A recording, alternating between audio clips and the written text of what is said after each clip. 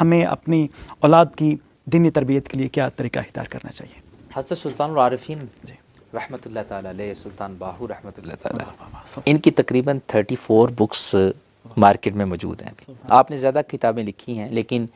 جو کتابت کے سلسلے میں آئیں اور پبلشڈ ہوئیں وہ 34 بکس ہیں۔ فقیر نے الحمدللہ ان کی 34 بکس سے استفادہ کیا، کیونکہ مجھے عرصہ ہو گیا ہے حضرت سلطان باہو علیہ رحمہ کے تصوف پر کام کرتے ہوئے۔ میری ایک کتاب ابھی ریسنٹلی پبلشڈ ہوئی ہے زبدہ تعلیمات باہو کے نام سے۔ میں نے آپ کی تعلیمات کا جو مکھن ہے، زبدہ کہتے ہیں عربی میں مکھن کو، اس کا مکھن جو ہے چیپٹر وائز پیش کیا ہے کہ ہر کتاب کا آپ کا خلاصہ کیا ہے۔ یعنی یہ بہت یونیک کام ہے۔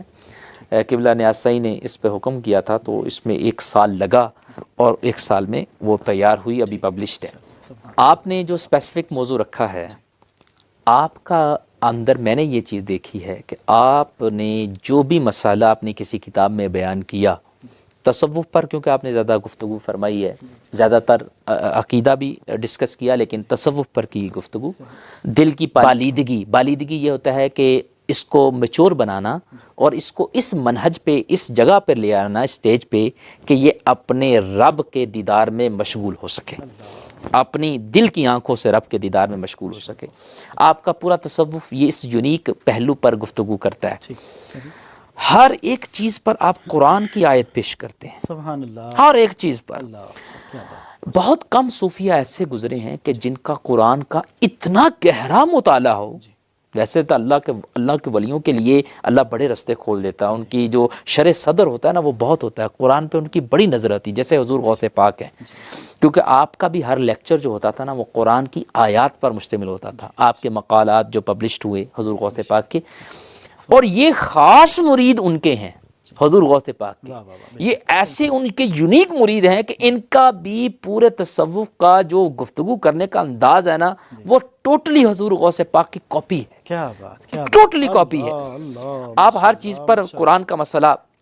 قرآن کی آیت پیش کرتے ہیں، قرآن کی آیت۔ اس وقت سے توجہ اس طرف گئی، میں اپنی میری یہ اس میں اصلاح ہوئی کہ ہمیں بھی بینگ مسلم یہ کوشش کرنی چاہیے اپنے دنیاوی میٹرز بھی اور اپنے دینی میٹرز بھی قرآن سے ہمیں پوچھ کے نکالنے چاہیے۔ سبحان اللہ، کیا بات، کیا بات۔ آپ کا ایک یونیک تصوف کا طریقہ ہے، آپ جو تربیت کا آپ انداز کرتے ہیں اس میں بچوں کی تربیت کے لیے بہت اچھا ہے۔ واہ، سبحان اللہ۔ آپ فرماتے ہیں کہ کچھ وقت ایسا ہونا چاہیے جو ہم والنٹیئرلی کچھ ٹائم نکالیں گھر میں اور ہم آنکھیں بند کر کے خاص ایک ایسا میڈیٹیشن، ایسا مراقبہ کریں جس میں ہم اپنا محاسبہ بھی کر رہے ہیں اور مراقبہ بھی کر رہے ہیں۔ آپ کہتے ہیں تصور اسم ذات، اس میں تصور اسم ذات اللہ، پورا نام اس کا یہ ہے۔ یہ اس کے پیچھے حکمت کیا ہے؟ آپ اپنے ذہن کے سارے خلیوں کو، سارے ٹیشوز کو، ساری مسلز کو، جو بھی ہمارے پوری باڈی میں کام کر رہی ہیں قوتیں، ان کو ایک یک نقطہ مرکز پہ لے آنا، وہ ہے اللہ کا تصور کرنا، یعنی اس نام کا تصور، کیونکہ ذات الہی کا تصور تو ہم کر ہی نہیں سکتے، وہ تو بہت اونچا درجہ ہے، تو وہ تو کر ہی نہیں سکتے، تو ان کو اللہ کے نام کے تصور میں لانا، اس کا مقصد کیا ہے؟ مقصد یہ ہے کہ جب یہ اس رچ بس جائے گا، اس کے لوں لوں میں اللہ کا نام آ جائے گا، یہ اس تصور میں اتنا پکا ہو جائے گا تو گویا کہ اس کا ذہن پھر رب تعالیٰ عز و جل کی قوت کے اندر کام کرے گا، کہ اللہ میرے ساتھ ہے۔ بہت بڑے بزرگ بھائی جی بستامی کا واقعہ ہے، ان کے چچا نے کہا چھوٹے بچپن میں جب انہوں نے مانگا نا کہ مجھے وظیفہ دیں، انہوں نے کہا بیٹا تم نے وظیفہ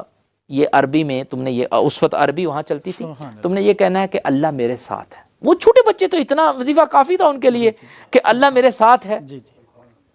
کہتے میں نے جب یہ کام شروع کرنا، ہر وقت تصور کرنا اللہ میرے ساتھ، اللہ، جب میں برائی کی طرف بڑھنا، شیطان نفس مجھے لے جانے لگتا تو میں وہ تصور سامنے آ جاتا، اللہ میرے ساتھ ہے، مطلب وہ مجھے دیکھ رہا ہے، وہ مجھے میں مونیٹرڈ ہوں، اللہ کے سسٹم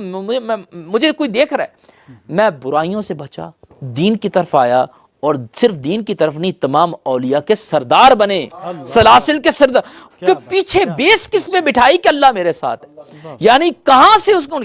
حضرت سلطان العارفین فرماتے ہیں کہ تم نے وقت نکالنا ہے اس تصور کے لیے کہ اللہ کا نام کسی سے لکھوا لینا ہے یا خود لکھ لینا ہے اپنے ہاتھ سے،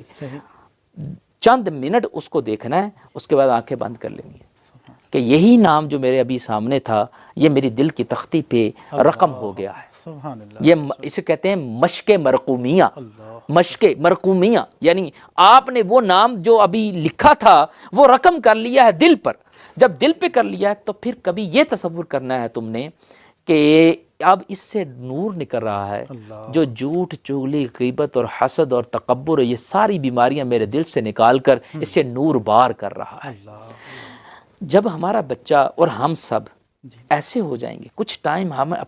اپنے محاسبے اور مراقبے میں لگائیں گے، بتائیں کہاں رہے گی وہ گندگی جس کی وجہ سے آج ہر گھر اس گندگی کا شکار ہے،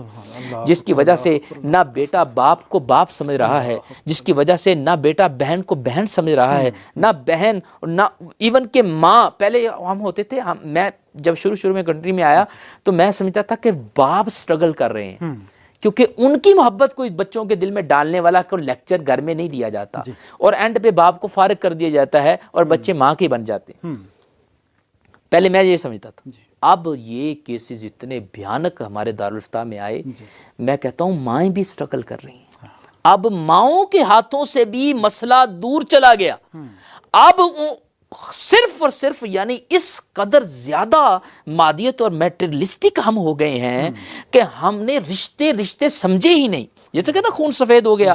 اور اس کے پیچھے ہماری غفلتیں ہیں، ہماری کوتاہیاں ہیں، ہم جو اس اسلام کے بنے ہوئے سسٹم سے تھوڑا دور ہم ہیں، اور تھوڑا دور ہم، اس سے زیادہ دور ہمارے بچے ہوتے جا رہے ہیں۔ اس وجہ سے یاد رکھیں، ہماری ڈے اینڈ نائٹ کی کمائی ہمیں کام نہیں دے گی جب جس پر انویسٹ کر رہے ہو وہی تمہارے کام کی نہ رہی،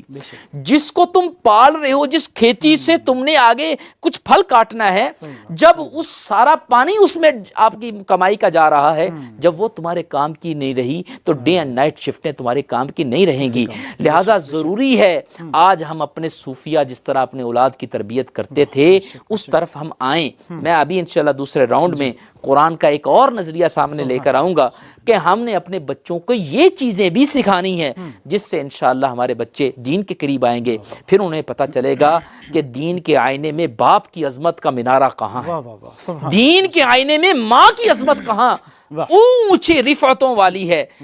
ادروائز اگر مغرب کا آئینہ ان کے سامنے رکھیں گے تو باپ ایز اے سرونٹ ہے اور ماں ایز اے سرونٹ ڈیوٹی، اس کی اپنی ڈیوٹیز ہیں، وہ ڈیوٹی پوری کرے اور دنیا سے چلی جائے۔